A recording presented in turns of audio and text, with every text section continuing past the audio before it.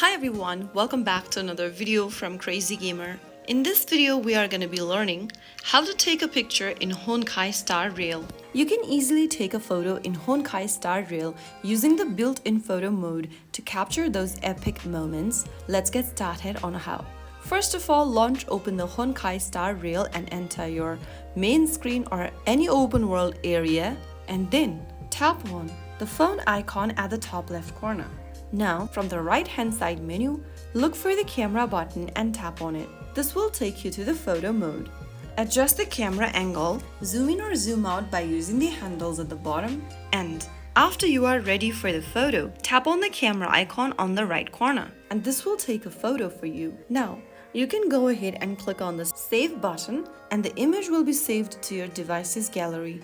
And that's it. You've just learned how to snap awesome in-game photos in Honkai Star Rail. If this video helped you, don't forget to like, share and subscribe to the channel. I will be back again in the next video. Thanks for watching.